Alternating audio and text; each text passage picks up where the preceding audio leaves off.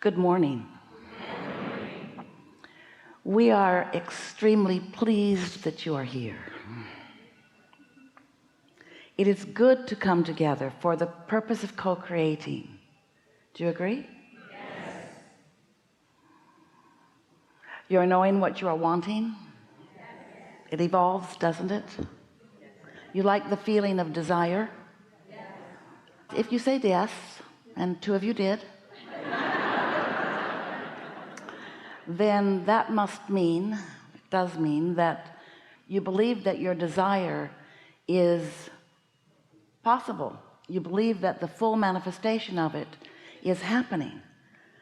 If a desire doesn't feel good to you, then that's because you are focused sometimes on what you want and sometimes on the slowness of it or the absence of it. And so you're introducing resistance into your vibrational mix.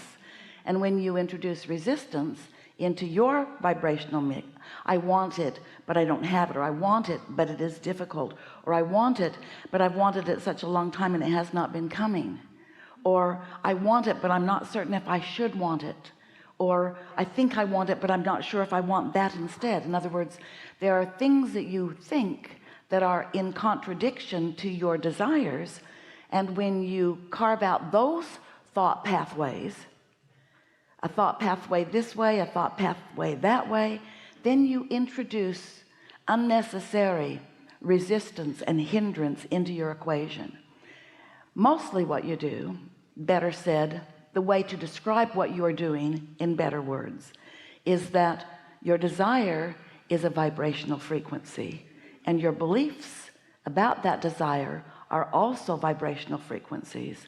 And if the vibrational frequency of your belief and your desire are in the same place, then there's no hindrance. The circuits are wide open. It's smooth going. Circumstances and events, cooperative components, are easily brought to you and you to them. But if you are thinking in contradiction to your own desire, which humans do a lot, because you are mostly looking at what is, as if the manifestation holds more importance than the creation that is underway. What is already manifested in your experience, and by that we mean, because you usually mean, the car that's in the garage and the people who are in your life and the way your life has already unfolded, the manifestations, the things you can see and hear and smell and taste and touch. Those manifestations, if they are pleasing to you, then you're usually not offering resistance. But if you are aware of what is and what isn't pleasing to you, well, then you introduce resistance. So vibration equals your point of attraction, and your point of attraction, meaning you offer a frequency that the law of attraction matches with cooperative components. And so if you're focused upon not enough money, then what keeps matching up with you are circumstances and events that match that. If you feel prosperous, if you can isolate one area of your life where you feel particularly prosperous, where you feel particularly blessed, and you focus upon that subject that causes you to feel that way, then the thought, with the feeling indicating it, means that you're in a place of letting in what you're asking for. But if you don't feel blessed, if you're finding that reason to complain or that reason to argue for your limitations, then those thoughts, those practice thoughts, those thoughts that often you continue to think, those thoughts that because you continue to think them, we call them beliefs, those beliefs hold you in a holding pattern of resistance, so that even though you're asking, you're resisting, and you're asking and you're resisting, and that sort of push and pull causes tension and stress within you. What we're really getting at with this very brief segment that we want to present in a way that you can really hear it and feel it, what we're really getting at is that what is your biggest hindrance to what is becoming, because sometimes what is contains things you don't want to continue, and sometimes what is missing things you do want. So if you are mostly doing mostly what most of you mostly do, which is offer most of your vibration in response to what you are observing, then you are introducing unnecessary resistance into the equation. And as we are visiting here today, you can sort some of that out. We know you'll find some clarity about it. Do you believe that you are the creator of your own reality? Yes. Do you believe that therefore you are the attractor of it? Yes. And so as you are a vibrational offerer and therefore a vibrational asker and then a vibrational getter, our question to you is, are you getting what you want? And if you say sometimes or no, then what you are experiencing is sometimes being in the receiving mode of something either less than you want or in the receiving mode of flat out things you don't want, which means, oh, it's so simple once you put it this way, it means you have, maybe by default, maybe unconsciously, meaning you're not aware of what you're thinking, you just sort of do it out of habit. Do you ever do that? Do you ever just do things out of habit rather than thinking about them? If you're just doing it out of habit, then you may very well be carving out thought pathways to unwanted things. And what's so interesting is how you've been thinking those thoughts, you talk about them with your friends, you think those thoughts, you watch the television programs that support those thoughts, you think those thoughts, you think those thoughts, you think those thoughts, you think those thoughts until they are chronic within you. They are full-blown beliefs about things you don't want, and then you're surprised when they come to you. So that's why we ask the question, do you believe that you create your own reality? And if you do, then don't you sort of kind of want to carve out more deliberate thought pathways? Don't you want to make the things you want able to find you more easily? Don't you want to light up about that rather than about the opposite? Which makes us want to ask you another question. What influence are you under? Are you under the influence of your inner being? Because if you are, then you want to feel good and mostly do, and therefore are in the place of opening thought pathways to what you want. But if you're under the influence of what is, of how it is, of something that's bothering you, then we get it. It feels logical that you ought to be able to point out that something is really screwy about that. And you certainly can. Just don't make it your life pattern. Point it out and then take the bounce, because when you know what you don't want, you know what you do want.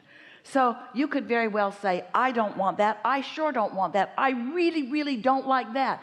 That is disgusting to me in all of these ways. I don't want that. Throw a fit, but don't let it last too long. I don't want that. And in that, knowing what you don't want, you are launching rockets of desires about what you do want, because every subject is two subjects.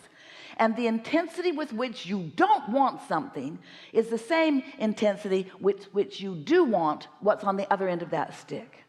So you are launching lots of rockets of desires. And as you are launching those rockets of desires, this vibrational frequency, this vibrational pattern, this vibrational streaming, this vibrational carving out of what you want is gathered for you by the larger part of you, the inner being part of you, the source energy part of you, the part of you that was you before you even knew that you were you, the part of you that still is mostly you, the mostly biggest part of you, even though you now know that you are you. That inner being part of you that remains non-physical, when you launch those rockets of desire, your inner being focuses upon your request and vibrationally becomes it. And that matters. That's such a big statement. That's such a big concept to understand. That's such a big part of your creative experience, because when you sift through this life experience like you said you would, and you come to your conclusions about what you don't want and therefore what you do want, and your preference is lobbed vibrationally into the ethers of this universe, your inner being focuses unequivocally on that end of the stick. Your inner being holds no resistance on your behalf. Your inner being believes never, never, never that you can't do it or that you can't have it. Once you carve it out, once you isolate it, once you identify it, and once you launch the rocket of it, which you're doing all day every day, your inner being becomes the vibrational equivalent of what you've asked for. And when that happens, then on your behalf a huge vortex of attraction begins to happen on your behalf as cooperative components are gathered in the beginning phases of the creation of what you have asked for, and all of its subtle nuances that you keep carving out all day every day. Oh, it's huge, it's so big, and it is so wonderful, and it is what the expansion of the universe is all about. So there it is. It exists. Your creation is born and is nurtured and is growing and is becoming and is gathering the cooperative components. The only question then is, where are you in relationship to it?